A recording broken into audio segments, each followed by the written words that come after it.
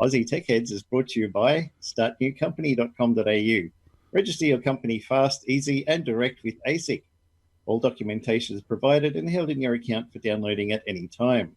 If you're an accountant or other professional, you're also able to brand all documents with your company name. Coming soon, ABN, TFN, and trusts. Special discount for ATH listeners. At the cart, use ATH20 for a $20 discount.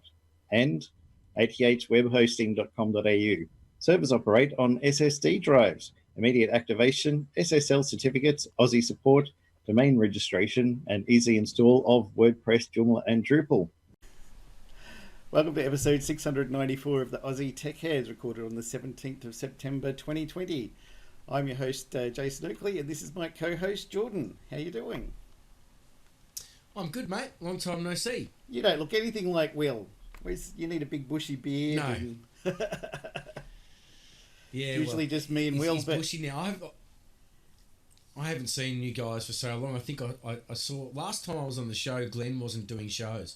No, he hasn't. He did probably one or two shows since then. Most of the time he's too busy, so it's just me and Will. Oh, there you go. At least someone's holding the fort. Yeah, He'll be back when he gets bored. Will lost his voice. After he's renovated his house or done something. Oh. Did he really?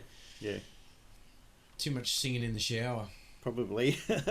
Yeah, Glenn had the flooding and he got all that sorted out. Now his computer is just too slow to be able to record and stream and everything at the same time. So we're just waiting. He can upgrade his computer. He can do some recordings offline when he has time, but other than that, we're just waiting for him might need to get an upgrade. We think he's using a Commodore 64 or something. Not sure. You think with all this tech mental power that he'd have, and all the news and the latest gadgets, he'd have the latest. Everything. Like me, I suppose. I haven't upgraded anything. Yeah. No. I just ordered 32 gig for my daughter's computer because she's getting into streaming on Twitch and stuff now, and her computer's only got 8 gigs, so it's struggling, even though we got an SSD drive for it earlier in the year and stuff like that. But it's still not coping when you have to run OBS and then run your Rainbow Siege or whatever, and the computer just can't handle it well enough. It's crazy, isn't it? Yeah. To think when you go back, you think, oh, I've got a gig of RAM. Or I've got 512 megabytes of RAM in this one. It's amazing. And it's just gotten, it's just gotten higher and higher, and I keep thinking to myself, surely Windows doesn't require any more than 4 gig of RAM still. You would think no, so. You've got to go to 8, 16, 32. Yeah. I think my last computer I bought, the guy in the shop said to me, how much RAM you want? And I went, what do you think? I've got a few virtual computers going on and a bit of video editing here and there and stuff. And he's like, you should have at least, 16, 32 if you 32 can. 32 would be good, what? yeah. I was expecting him to say 4 or 8 or 2. I've got a little netbook and it doesn't run well because it's only got 4 gigs, so I might have to upgrade it at some stage. Yeah, but Windows 10 still runs on 4 gig though, doesn't it? Still not when I'm running a few other things on it. It's not terrible. No.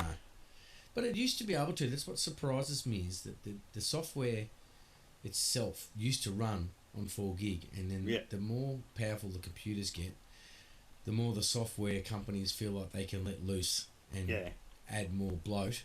Sloppy programming. And then you need more RAM. Yeah. And more hard drive. Maybe they could just ease up and let the computers get in front a bit more and keep the software less resourceful. Then why are you going to upgrade, right? Computers that fly. They want your money. Well, that's it. Why? I thought Microsoft wasn't gonna bring out new versions of Windows all the time anyway. Aren't they doing this new? We just update you all the time now.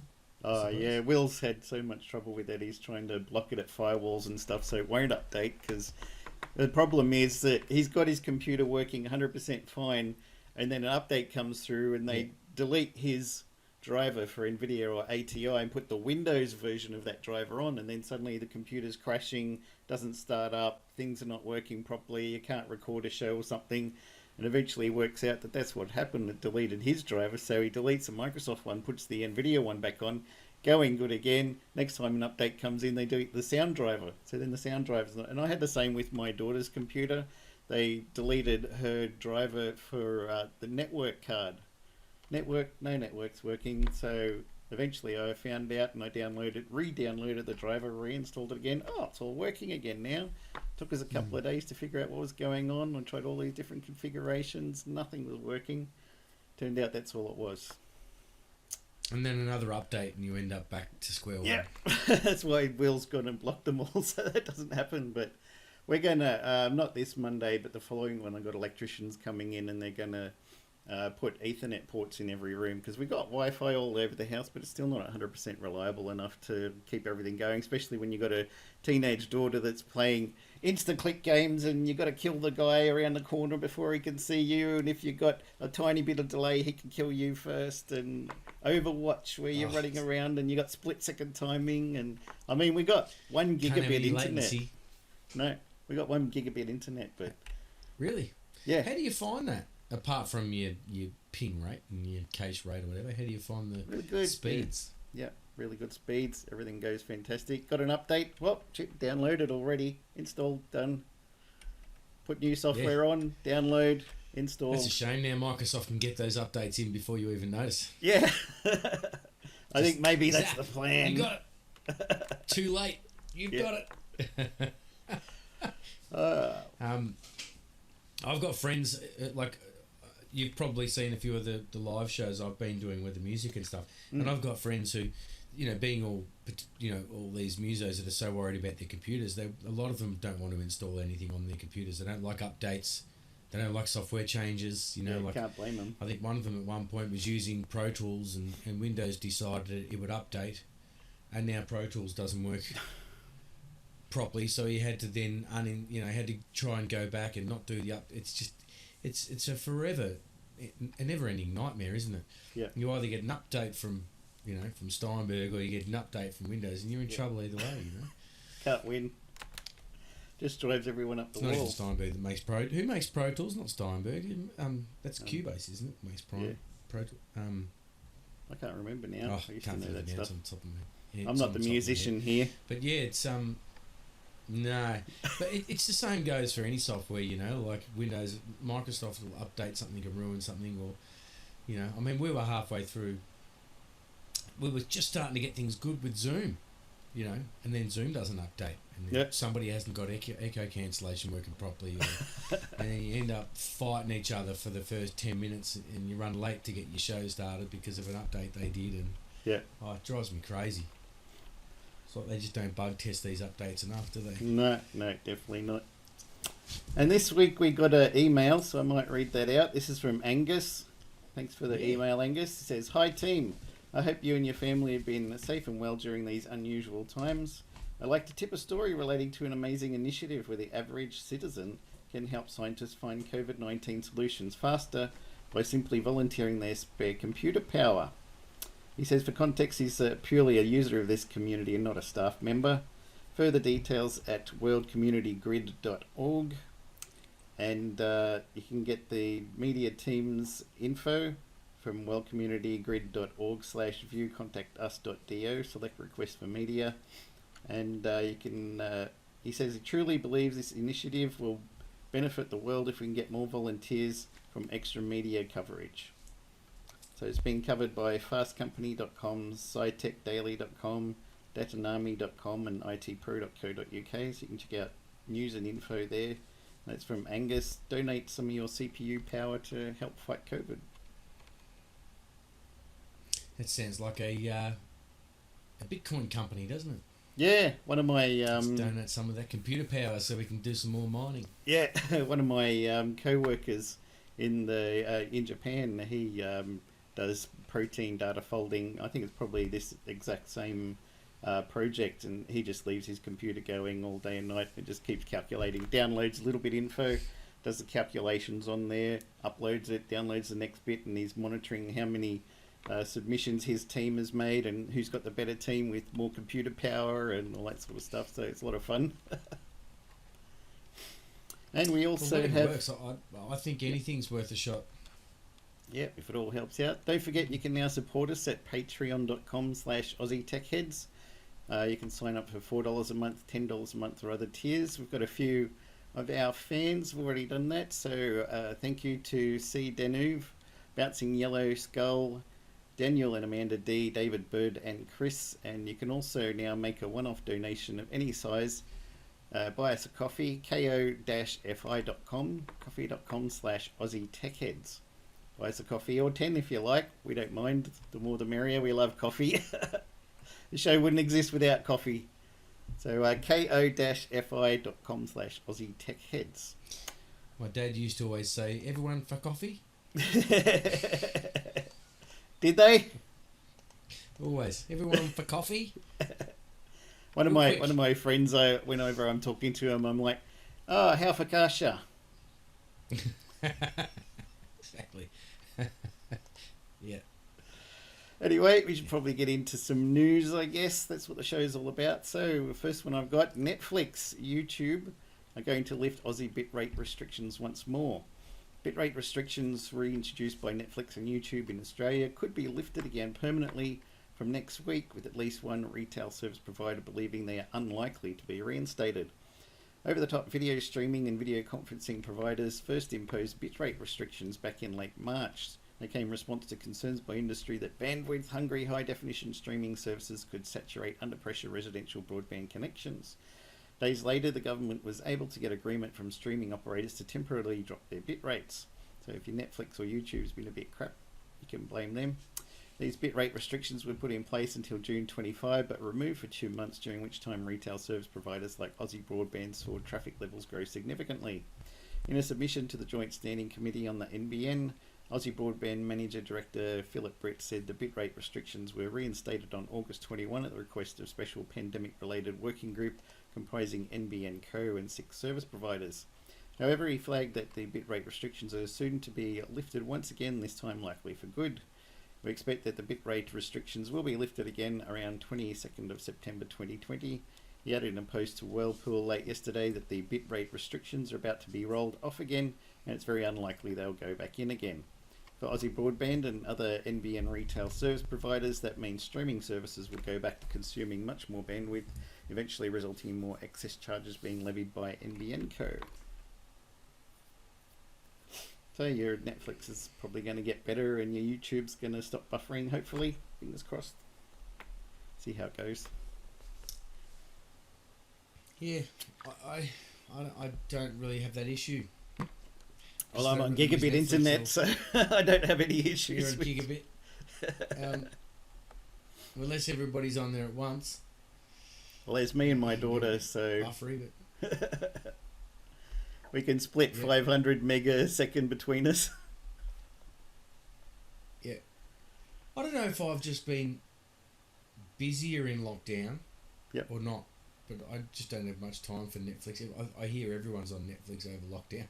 Yeah. I started watching a series on there called The 100. Have you heard of that one? I've seen nearly all of it. I love it. It's one of my old faves. Oh, nice. I'm up to about like season 3 or 4, something like that. So I have to see what's going to happen. I think they're up to like 7. I haven't seen 7. Yeah, I haven't seen the last season.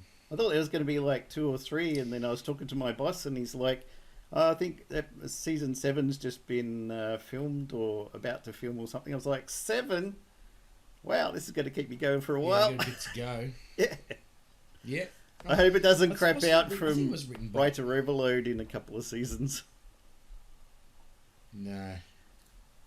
Well, I have a funny feeling I heard somewhere that the people who made Lost were involved in it. Oh, okay. That probably makes sense. I haven't seen Lost, but I've heard bits about it.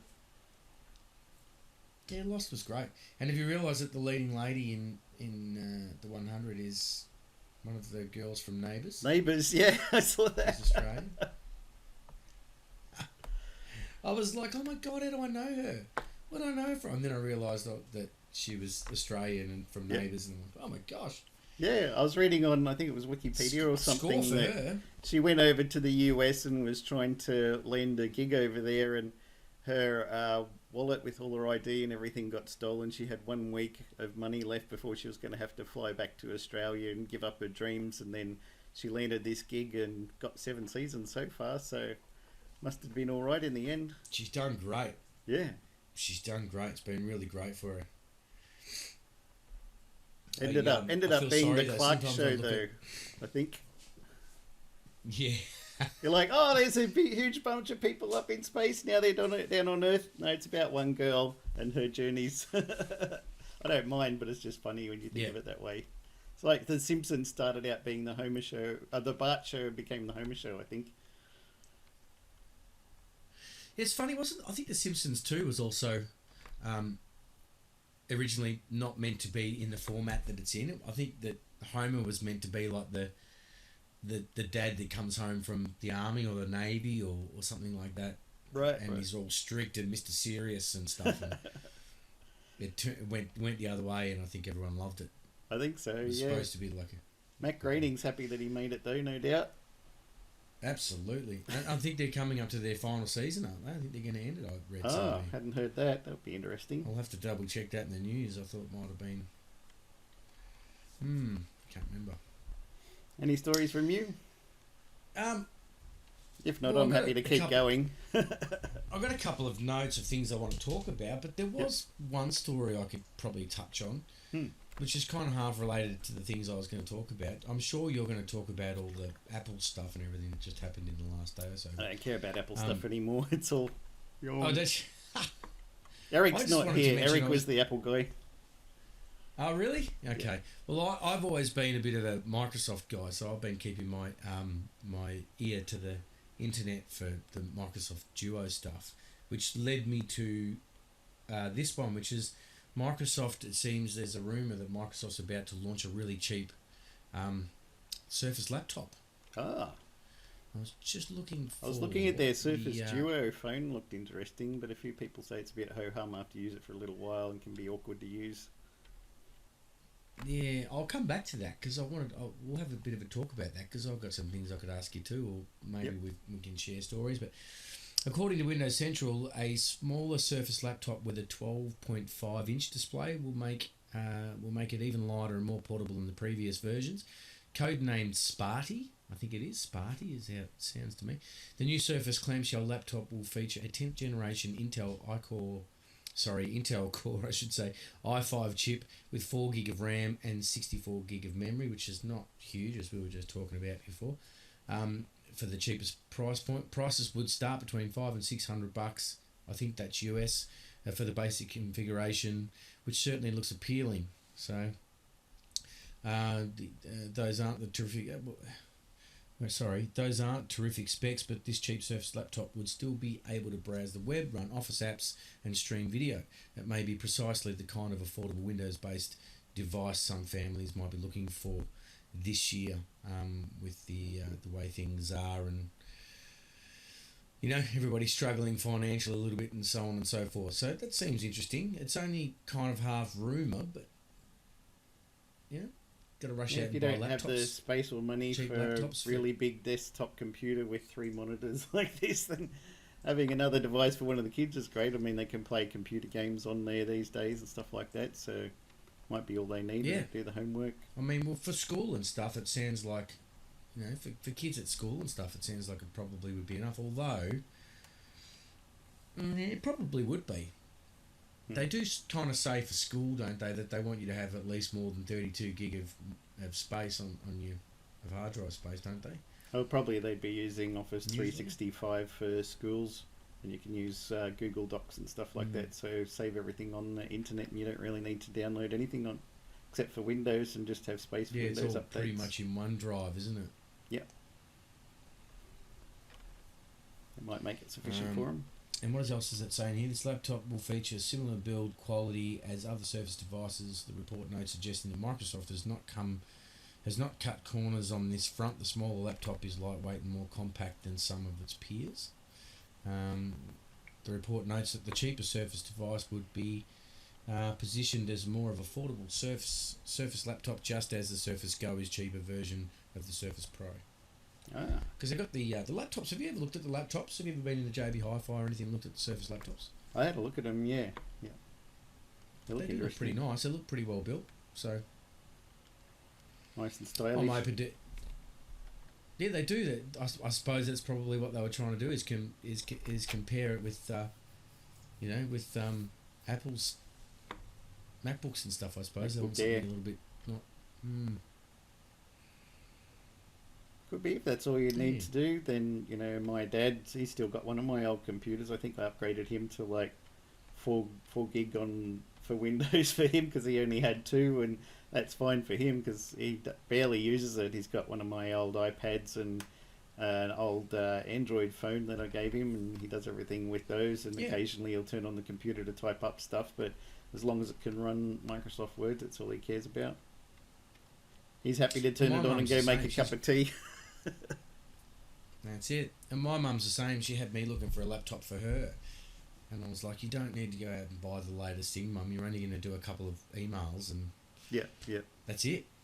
I think Will was saying he got one of the So- little micro computer systems that's got everything in one now. It's only about that big kind of thing, and you plug all your Oh, stuff in and you got a full Like a- computer, runs Windows.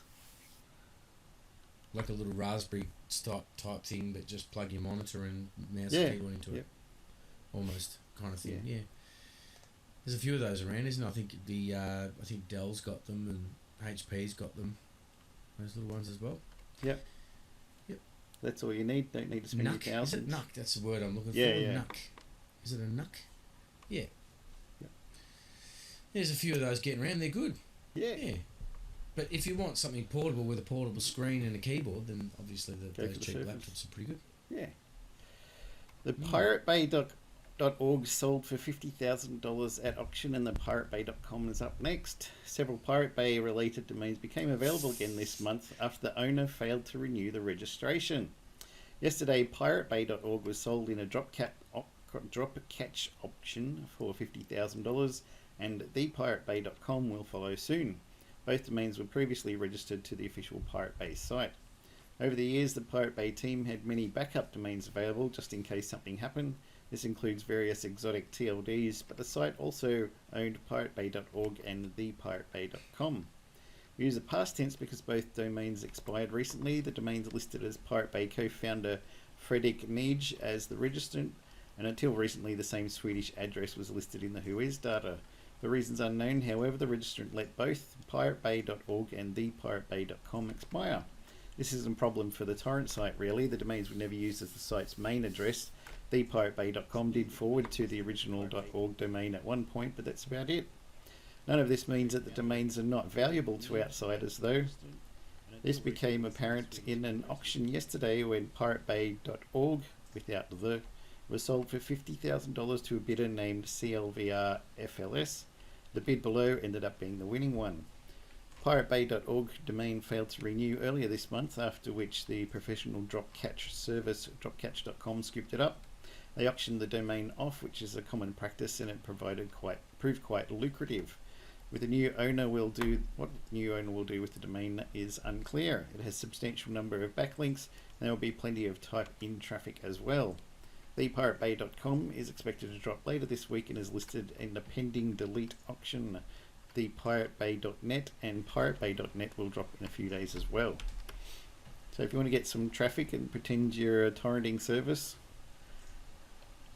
some really popular and interesting domains that you can snatch up there. Just wait till they expire. Yeah, when you first said it, $50,000, I thought, oh, what? I for a second didn't realise you were talking about just the domain names. Yeah, that was it. Just the domain name. They probably bought it, for, when in the drop catch for like $5,000 or something, and then put 50,000, and someone's like, "Yeah, I want that." So, ka-ching, drop catch wins. It almost makes me wonder how they get away with registering a domain. I mean, the first thing you do is register the Pirate Bay, whatever it is, which says you're doing the wrong thing straight away. Yeah. There's so many loopholes, isn't there? It was funny. I worked at a Crazy. web host in Melbourne when I lived down there for a couple of years, and had this guy ring up, and he's like, "Are you recording this conversation?" I was like, "Oh, so we record all of them. Good. Well, I don't know who registered all these dangerous sounding web domains under my account. I can't believe that your company would do such a thing to me. Obviously, I would go in there and register that kind of filth myself. It must have been you guys, and I just want it on record that I didn't do it." I was like, "Oh, okay, so is that all we can help you with?" "Yep, just delete them out of my account." So we deleted them, and he was like, "Okay, thank you," and hung up. But it's obvious he did a kind of cyber squatting where he bought all the domains that he thought would be associated with this, and he was going to try and sell them, and then probably saw some news article or heard something on the news that if you had anything to do with those kind of services, that you would get in big trouble from the cops. So he thought, I'll ring up and get it on record that it's recorded, because you said this call is recorded, didn't you? Oh, yeah. Okay, well, it's recorded now. I didn't buy them. I don't know where they came from. You must have just bought them and put them in my account. We're like, yeah, we just go out there and buy random accounts for the fun of it. Yeah, idiot. Yeah, he didn't want to get in trouble. Yeah. He probably wouldn't have anyway. It wasn't that bad, but it was just that they were naughty sounding enough. Not in the adult way of naughty, but in the crimes that you shouldn't do kind of thing. Yeah. So obviously he thought he was going to get anything that draws attention. Yeah. Anything that draws attention. Idiots. Is scary, I suppose. It just takes smarts, doesn't it? And he's got to be smart. Just don't, It was funny, I ended up working at that place too, because I had signed up with another company that they'd bought, and you could see that all of it's been sold again now, and that nothing exists. But in the in their forums was me complaining about the price increase and all this stuff going right off at them, and then I ended up working there. Oh, look, who's this Jason guy? He's going right off at the company he now works in, saying, I can't believe you would increase the prices like this. Well, I'm going to take all myself somewhere else. Speaking of working, are you working, or are you at home with COVID? Are you? I work from home for a company in the US, so everything's online, which is another way the gigabit internet helps. But I'm taking a couple of weeks off starting this weekend. Did everything happen? My daughter was going to have a friend fly down from Cairns, but we booked his plane and everything, but we had to cancel it for credit, because if he goes back to over the Queensland border, they're going to chuck him in a hotel for 2 weeks mandatory, and then charge us or his parents $2,800, and ain't nobody got money for that. So someone's got to wear the expense of being quarantined, do they? Yep. So I thought, well, none of us want to pay for that, but I'm going to keep my holidays anyway, so I'm just going to take some time off, relax, get over everything, and have a good time. Well, school holidays start this weekend, I think. Yeah, it does for him. But I think New South Wales is next weekend after that. Yep. Any more news from you? Or? Yeah, right. I'll have a look and see what else I dug out. There was... where's my internet browser gone? How's that? I think last time I was on, everyone was criticising me about using Microsoft Edge. Oh, no. And now Microsoft Edge is finally getting a bit of an edge. Yeah, it's Chrome anyway. Chromium based or something. It's Chromium based. I reckon it's still. You'll still have the haters. Don't worry, it's not over yet. They still have the haters. They can't win. Microsoft can change their name from Internet Explorer to Edge, to whatever they want, and people still hate them. Yep. What was it going to be called before it was Edge? Can you remember? No, I didn't know there was anything else. Just Internet. There was Explorer a name they had. I think it might have been like Spartus or something like that. Oh, right. Like we were just saying before about the laptop. Yeah. I think it was actually. It was like something Spartus or something originally, and then they changed it to Edge. Sounds better, but only marginally. Unless Spartus is some way of saying that that's kind of an interim name. We don't have one. Oh, yeah. Yet, and it's still temporary label. That's what it is. Yeah. Yeah, like it could be. All right. So I think I had maybe one other. Only that. I'll try and skip down to the good parts if I can. Sony recently hosted the PlayStation 5 showcase, is that right? Yeah. And the event offering another close look at what consumers, I should say, can expect from the upcoming next generation console.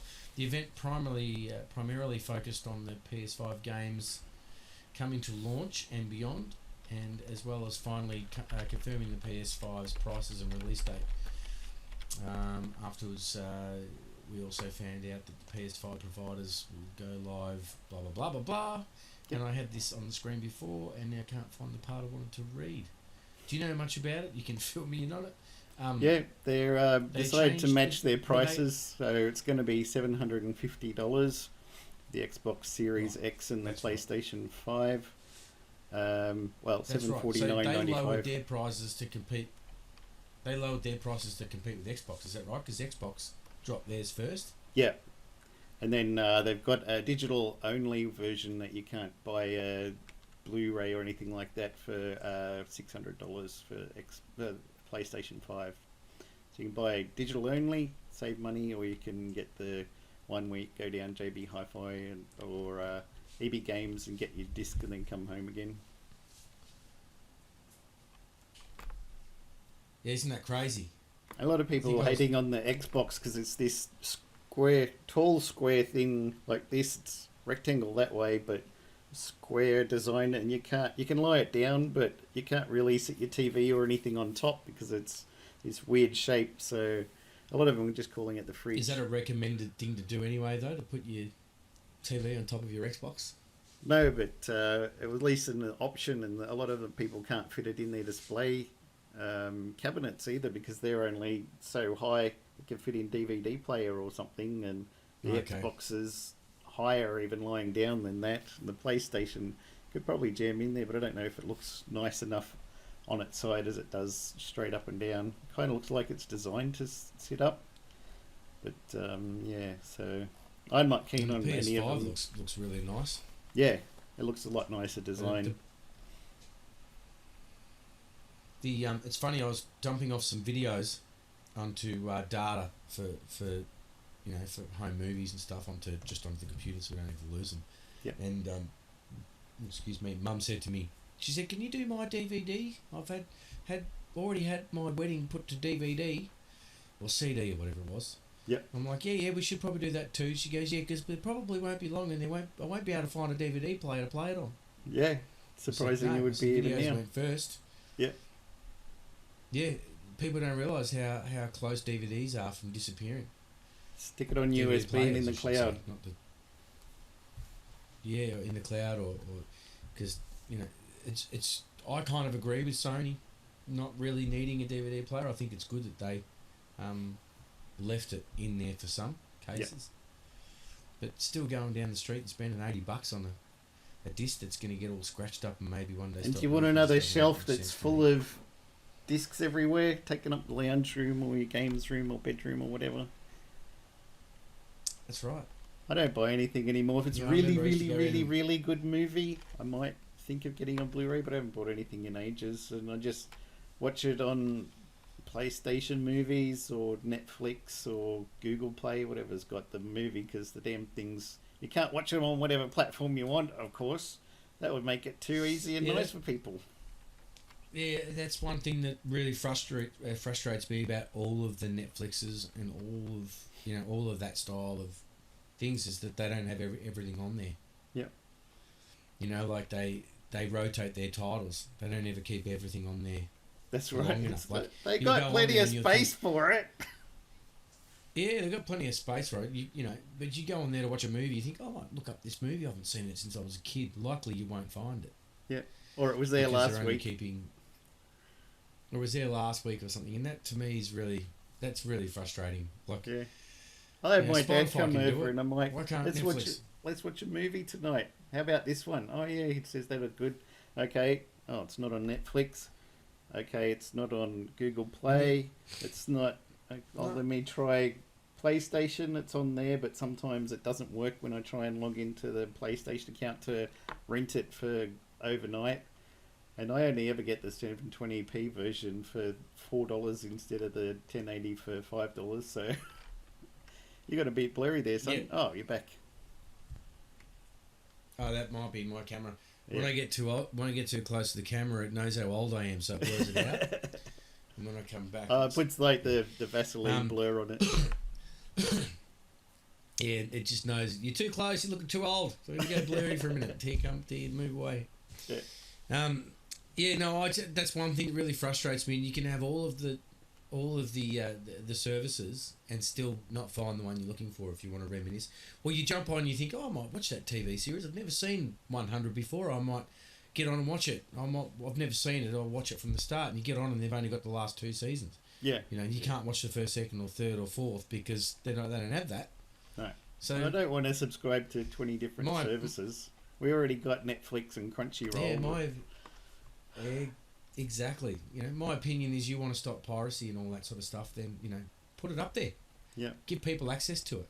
Well, people are saying, Australia was one of the highest rates of torrent piracy for years, and then Netflix came out with everything on it, and everyone stopped pirating because they're like, it's on Netflix, and now they're like, well, some of it's on Netflix, some of it's on Hulu, some of it's on Amazon, some of it's on the BBC iPlayer, some of it's on Stan, some of it's on the Foxtel Pro, and you're like, I just give up, and they all went back to pirating again. Yeah, you're like, it's $10 a month to have. It's only $10.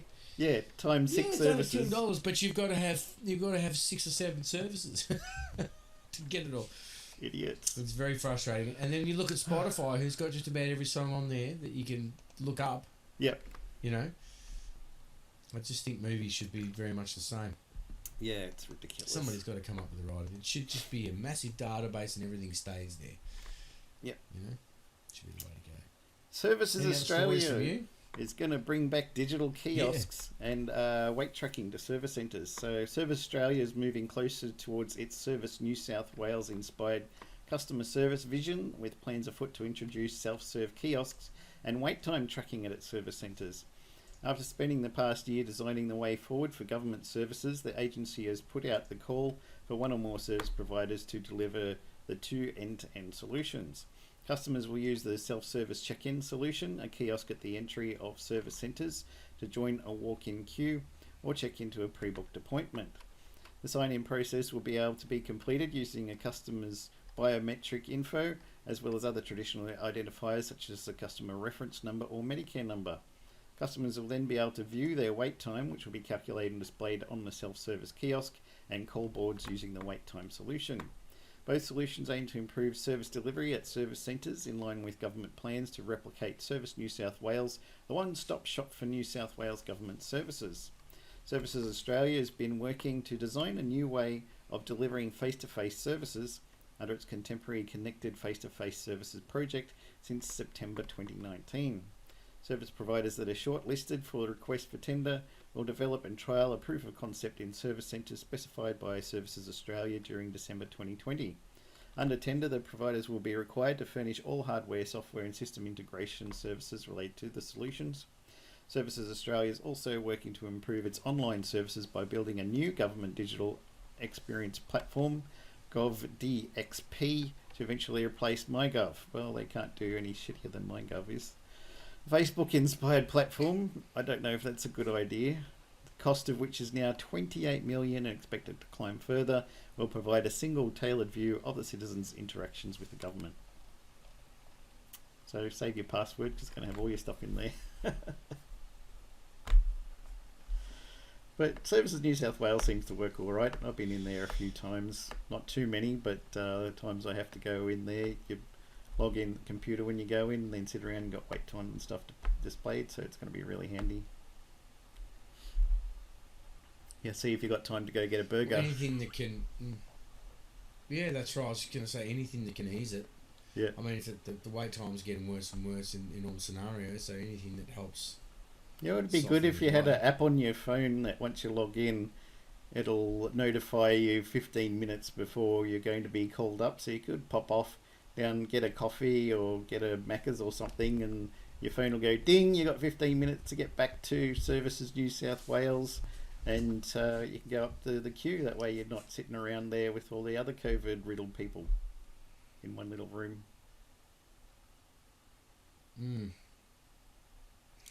Yeah, almost like callback. Yeah, isn't it? I copyright that idea. You can buy it for $50,000. Yep. It'll be on auction the same time as Pirate Bay. Yeah. A researcher. So what do you think about the idea then? Speaking of all these services and governments and all those sorts of things, what do you think about this 5G? 5G is great. I can't wait till it comes out. But the problem is I can't wait for it either.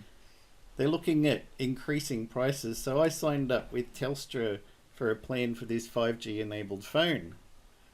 And then a month later, they sent me an email saying, oh, hi, because you got 5G, to make your experience great, we're going to charge you an extra $50 a month. Isn't that good? Yep. But we're going to waive it for a year. Optus, I think, just released a home 5G plan, didn't they? Yep, up to 100 megabits per second. Yeah. But do you believe... well, I'm not going to say the COVID conspiracies, but there's all the other conspiracies that go with... No. With the 5G is safe. It's the same as 4G. Do you believe you're going to walk out your door... Do you believe you're going to walk out your door and 5G is going to know everything about you and predict that you need an Uber here and a taxi there and you're going to go there and do this, and they know everything's just true because of the access of information that's so 5G just gives you faster speed, especially for streaming and stuff. They don't have any technology for locating where you are any more than 3G or 2G or 4G. But don't they say the 5G is going to help make things quicker, like, you know, for cameras, security cameras everywhere and facial recognition and you'll have more bandwidth and stuff for mobile. More bandwidth, you know, even for self-driving cars, like all of it, Google Mapping, posts. Yeah, and you'll need more towers, obviously, because the signal doesn't go quite as far as 4G, but none of it's going to fry your brain or any info government or anyone wants. They can just send a subpoena to Google, who know where you are and what you're doing at all times. So. Well, that's right. With 5G, they know even more so. That's my point. They'll know faster anyway. Yeah, they'll know faster and more accessibly, and they'll probably pinpoint your facial recognition at any point. But I don't think the government cares about me. Yeah, I know. That's what I always say. I say, look, get off Facebook. You know, you think the government don't know anything about you now? Before 5G even started, they know everything about you before 5G was even a thought bubble. Yeah. It's. I always say to people when they give me the 5G, what is it? The 5G conspiracy that it causes the coronavirus is not really real. It's just 5G is making everyone sick. Have you heard that one? I'm like, if 5G was making everyone sick, you wouldn't be recovering because they haven't turned the bloody things off yet. Yeah. Well, they had things in the UK. People have gone there. Pretty logical, really. To burn down a 5G tower, and the company is like, we haven't plugged that one in yet. And they're like, oh, I'm getting sick, I'm getting headaches, oh, I'm dying and stuff, the 5G. And they're like, we haven't got permission to turn that on from the council yet. We built the tower, but... I remember reading something on the internet where someone said... I remember someone saying on the internet that 5G was the cause of the lung problems and that coronavirus is the cover-up. Nothing to do with the bushfires. And all this. Nothing. The koalas are all dying out because of 5G. Oh my God. Yeah. They should stop using cell phones. It's pretty crazy. It's pretty crazy. I think people have got too much time in their hands to come up with these conspiracies. Yeah. That's because they're all at home now with the COVID. Send them back to work, they won't have time for conspiracies. And if they die of the COVID, then they also won't have time for conspiracies, right? It's a win-win. Yeah, well, they won't be lying there, dead, thinking, "Oh, coronavirus got me because of the 5G that radiated my lungs," and you'd be dead. It won't matter. You'd be gone. Problem solved. A researcher found Tony Abbott's passport number in a ticket engine code. Tony Abbott was given a lesson in information security by a curious security researcher who was able to discern his passport number and other sensitive information after the Prime Minister of Australia posted a picture of his boarding pass on Instagram. Dum dum dum. Organiser of the Purple Con Security Conference, Alex Hope, was given a heads up by a friend in March this year about photos of Abbott's Qantas boarding pass for a return flight from Tokyo. Hope was aware that posting pictures of boarding passes is a security hazard, but noted many people are not aware of it. Meanwhile, some hacker is rubbing their hands together, being all yum yum identity fraud in their dark web Discord, because this happens a lot. Hope wrote in a widely shared blog post on Wednesday. In Instagram alone, over 122,000 pictures can be found under the hashtag boarding pass. From the boarding pass, Hope was able to find the booking reference. Knowing Abbott's last name, he logged into the Qantas website where he could get more details such as the former PM's flight times and frequent flyer number. On inspecting the webpage source code, Hope discovered that the site also revealed Abbott's passport number, an expiry date, date of birth, and phone number. Qantas staff comments were also in the passenger information on the website. Realising he'd stumbled upon a particularly serious risk of sensitive information that could be abused for identity theft, Hope reported it to the Australian Cyber Security Centre. He also reported the issue to Qantas, which in turn contacted its ticketing system vendor Amadeus. Hope said he did not report the bug directly to Amadeus. I don't even know if it had anything to do with Amadeus until Qantas told me, he said. After 5 months, Qantas told Hope that the problem had been fixed by Amadeus, but no details of how it was done were provided to the security researcher. Hope was able to publish a detailed blog post, however, covering 6 months it took him to responsibly disclose the information leak vulnerability. Another Amadeus information leakage bug was found yesterday by hacker Noam Rotem, affecting 141 international airlines around the world. Rotem discovered that with captured and guessed passenger name records, it was possible to change flights, claim frequent flyer miles, assign seats, and amend flyer details. It used to be something that I liked following on Twitter. There was an account called something like Shared Credit Card, and anytime someone tweeted the word credit card, it would retweet it, and people would take, because you can customize in the US and some other places like HSBC. You can put a photo of your kids on your credit card, you put a photo of your dog, put Mickey Mouse on there, whatever you like. And then people take a photo of it with their phone, put it on Twitter and Instagram saying, check out my really cool credit card. And it's got the credit card number, expiry date, which a lot of the time is all you need. And then sometimes they look, even on the back, it's got a picture. There's your CVV number. And people just go out buying stuff using these credit card details. So this guy was just retweeting all of the idiots. It's so true. It is, it is so true. It annoys. One of the things that annoys me. It's like, it's just common sense, isn't it? Yep. It really is. Don't share your we public said this details. just earlier. Don't share your private like details to the with public. Sorry. Yeah. It's like, no, you're right. I was just saying, it's like we were saying earlier. It's just everything on the internet. There was a topic we were talking about earlier. I can't remember what it was now, and we were saying, it's just think about what you're doing on the net. Really, seriously, just think about what you're doing. People don't watching, like thinking anymore. That takes time and effort. I could be talking about COVID. Everyone turns around and says, everyone always says, Microsoft gets viruses all the time. Windows gets viruses. Mac never does, and all this sort of stuff. And I always think to myself, hang on. A lot of the time, you get a virus, even on a Windows computer, is because something you're doing. Yeah. That you probably shouldn't. How many viruses have you had in the years? I don't even have alerts coming up saying, "Oh, we stopped the virus. You're welcome," because I don't do shit. I don't go to stupid websites or believe that email that I just got that says, you've won $1 million, or someone's just deposited $1 million in your account. Click the link below to confirm your details. Yeah. And go, oh, did I really? We are from the Australian tax office, and you owe us $10,000. Please click here to pay. You ever get the phone calls? I still got phone calls occasionally. Hello, this is the Australian Taxation Office. You have had $5,000 violation that's been cited against you, and it's all through computer. I'm like, I switched as soon as I heard it, because I've got a Samsung phone, and you automatically get a program on there that connects to a spam and fraud reporting service. So when the phone number is detected by the software, when the phone call happens, it comes up with suspected fraud. So anytime that happens on the phone, I put it on speakerphone, let my daughter hear. I'm like, check this one out.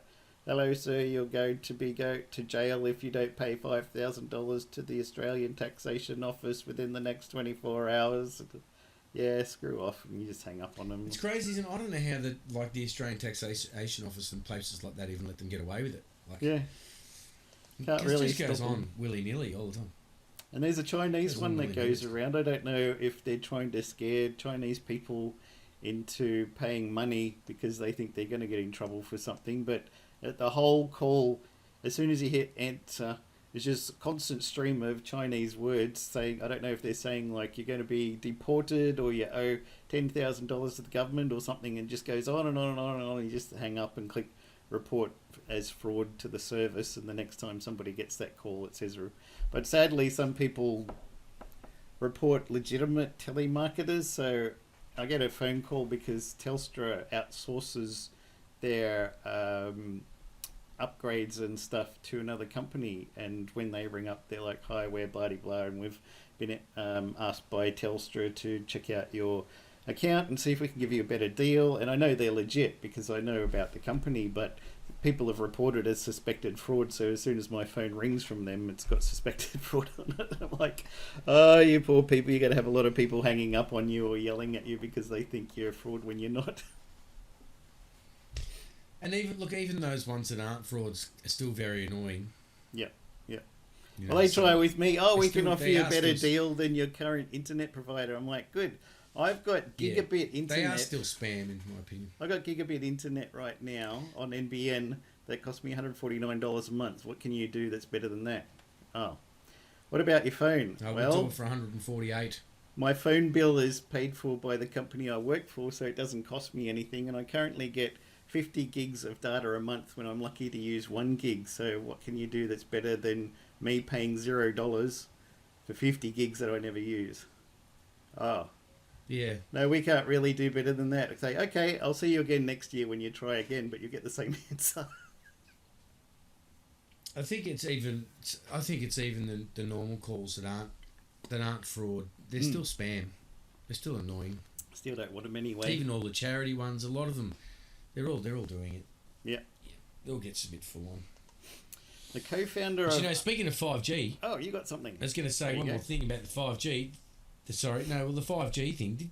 The Surface Duo, which we were going to talk about earlier. Yep. I don't know a massive great deal about it. I don't know how much research you've done.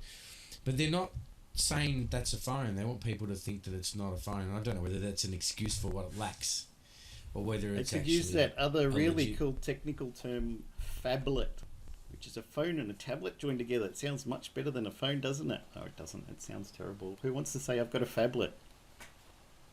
Well, they're not even. Yeah, they're not even calling it. They're saying they're not even calling it a phone. They're saying you shouldn't call it a phone because really, it is true what they say, but it's great marketing technique in my opinion. But don't you agree with them when they say that really, what do you use your phone for?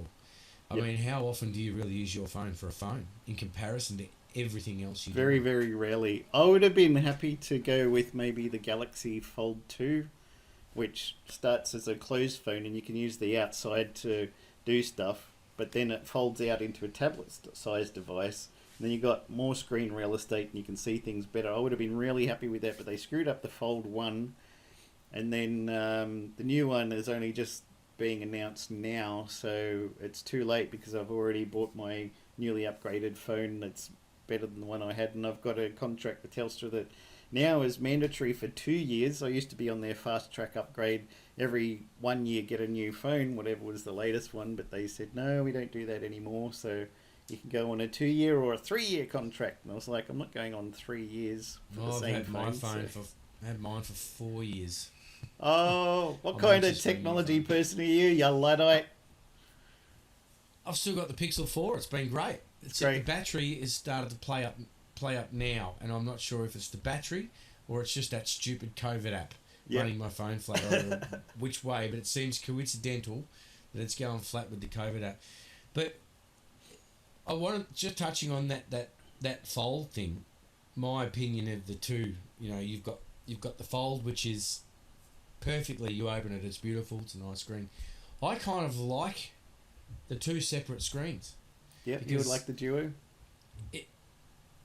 No, not necessarily the Duo. I'm saying I like the two separated screens that aren't one. Yeah, the Duo is like because for two reasons. The first one is because I'm used to it on your computer, and I do believe that it does increase productivity. Actually, there's 3 reasons. It does increase productivity because even with my computer, I've got 3 screens, and I know what's going on each screen, and I can kind of flick through. But when you open an app, imagine on that one screen, if you wanted 2 apps together, you would have to open it up here, and then you'd have to drag the other one and kind of snap it in to make it fit. Yeah. Whereas with that one, it's already knows wherever you... One full screen app, one full screen app. There's 2 places it can go all the time. There's no trying to... And you can stretch it if you want to, But most of the time it's just boom, boom, boom, boom, boom. There's no double clicking and mucking around trying to get two on the screen. I reckon if you want to have like photos open here and an aspect. email there, and you can pick what photo you want and drag it into the email app or something like that, it's pretty cool. Yeah, but you don't have to pick it and then move it to the spare space on the other side and then try and make it fit or overlap or snap. You just kind of go boom, boom, bang, boom, bang. It'll be really quick. Yeah, yeah. Be really fast having the two screens actually separated. I reckon that's a plus. We could sample you saying that. Boom, bang, boom, boom, bang, boom, boom, bang, boom, bang, bang.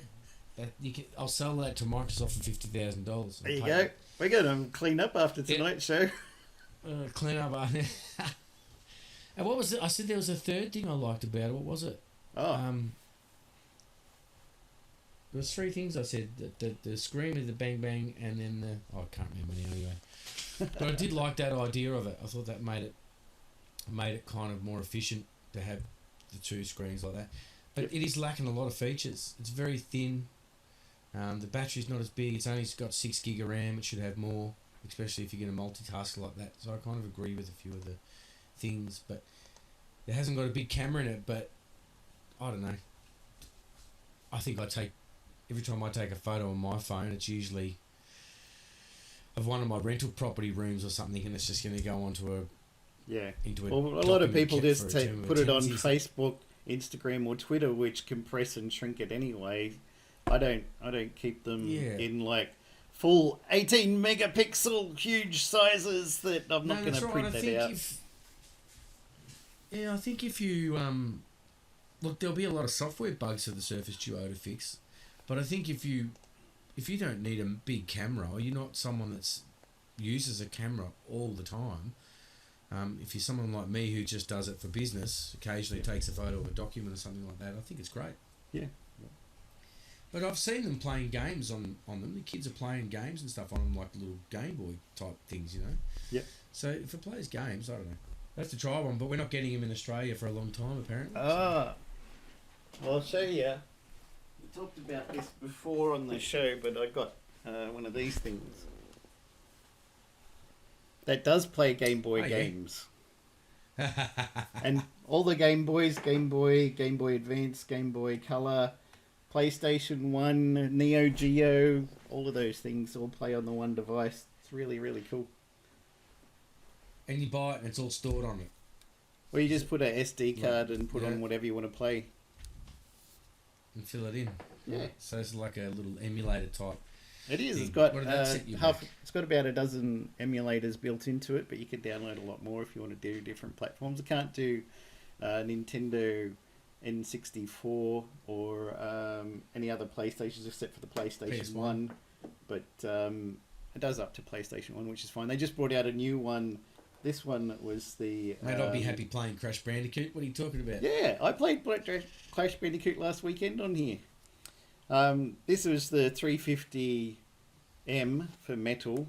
They have a P for plastic version if you wanted, but the 351 has just come out, and there's rumours that it can play Dreamcast and Nintendo N64 games on the newer one, so keep an eye out for that. But it was funny, I got that, and it was about a week before Father's Day, and then a friend of mine who's a tech journalist, hey Adam, got one for Father's Day, and he put a photo of it on Facebook, and one of his friends is like, oh, what is it and what does it do? Is it an emulator or something? So I'm like, oh, and here's all the info, and you can do this, and you can blah, blah, blah.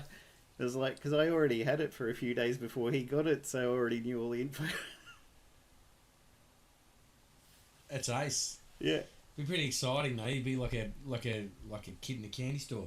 It is. I never had a Game Boy enough to see all the stuff available for it. It's so much fun playing them. I'm like, oh, I wish I had, but I never knew anyone who had one. I didn't know anyone. It's only taken, 30 or 40 years to get one? Yeah.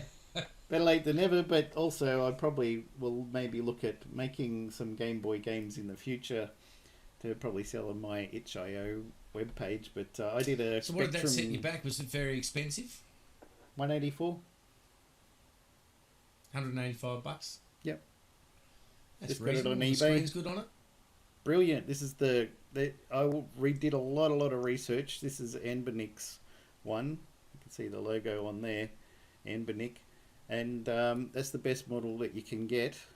great screen. The controls are fantastic. They had these two controls here were swapped over on the previous version, but everybody hated it. They said we want the two joystick ones at the bottom because it's like a Nintendo Switch, and yeah, so they put that on the next version. Everybody loved it.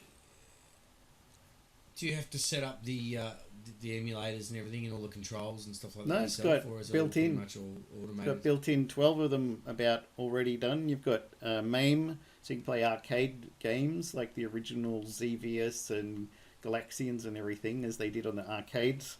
DOSBox, so you can play any game that was written for DOS. All the Game Boy ones, there's the Famicoms, there's Sega Genesis, the Sega Mega Drive, Super Nintendo, the OS1, and others that you probably never even heard of. But all the controls are configured? Yeah, pre-configured. You just start up the game and away you go. Fantastic. That. Yeah. Has it got a mini display out on it as well? If you want to it's got an HDMI mini out that you can plug into your TV, so you want to watch it on your 50-inch television and sit back and like, wow, this is fantastic. Yeah. Playing Donkey Kong with a controller. That's right. Yeah, you can do it. So I might finish up a couple of quick stories because we're nearly getting to the end of the show already. Yeah, I think we're up there.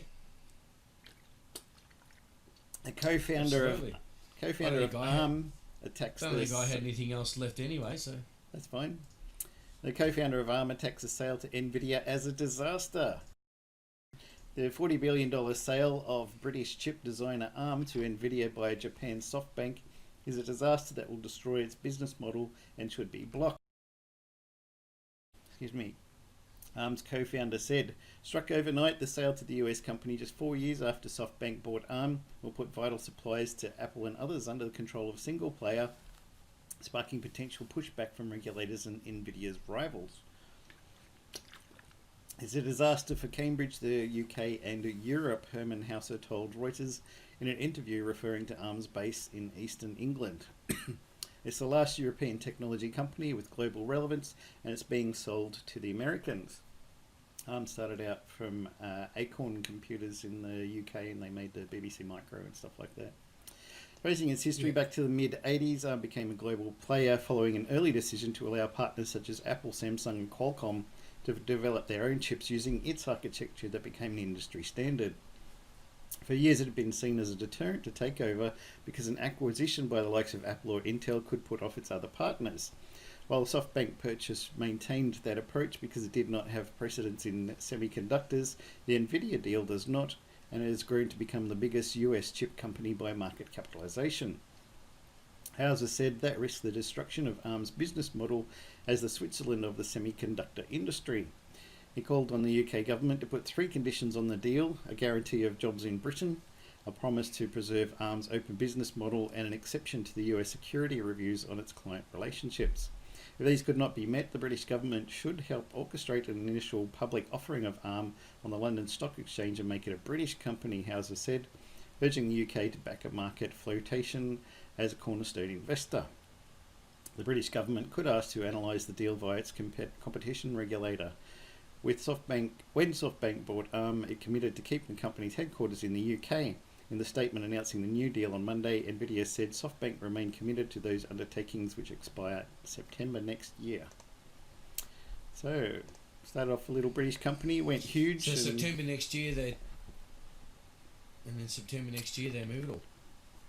Yeah, so I have to see what's going to happen then, but a lot of people not happy. It was 40 billion, I think? I read somewhere. Yeah. Did you say it was 40 billion? Yeah. And who was? You may have just said it, and I may have missed it. Who did they outbid last minute? I don't know about for that Someone one. else was trying to buy it. Someone else was trying to buy it as well. All right. And I think that NVIDIA just outbid them. Last second. I mean, NVIDIA is a great company. It's better than ATI or anything, but do we really want them owning ARM? I don't know. Isn't it strange though for ARM to sell it? Well, SoftBank owns them, so they must have wanted to cash in some money. Yeah, it's just about to go off though, isn't it? Like, I mean, you look at Apple and all their... Well, Apple, switching. they said they want to convert all their desktops, laptops, devices, everything to ARM only and Everything. drop all Intel. So I guess whoever's got it now, So NVIDIA's going to make a lot of That money. must be why it's worth 40 billion. It is, yeah. Well, what a crazy time to sell it when your business is about to boom. Yeah. That's it. I mean, that's if it works. I mean, Microsoft has been pushing to use ARM for years and nobody will get on board. Now Apple's doing it. Yeah. It'll either give Microsoft the jump because they'll be in front, or Might help them. I don't know. It'll certainly give Microsoft a boost. Because Yeah. they've been trying for so long. They've got more experience, I think, in that area Yeah, yeah. because they started earlier on it. I think so. You could be right. So who knows? We'll have to wait and see. Anyway, thanks for listening to the The, Aussie Tech Heads show, broadcast weekly. We can be found at facebook.com/Aussie Tech Heads, twitter.com/Aussie Tech Heads, and youtube.com/Aussie Tech Heads. Also now at patreon.com/Aussie Tech Heads. Sign up for $4 a month, $10 a month, or from several other tiers. See the site for details, and thanks to the people who already have. And also coffee.com/Aussie Tech Heads. That's ko-fi.com/Aussie Tech Heads. You can make a one-off donation of any size. Email us Glenn, Jordan, Will, or Warlock at aussietechheads.com.au. You can hear Aussie Tech Heads on aussietechradio.com, 24/7 back-to-back play of some of the best tech-related shows from around Australia and New Zealand. New shows are added each Friday. See you later.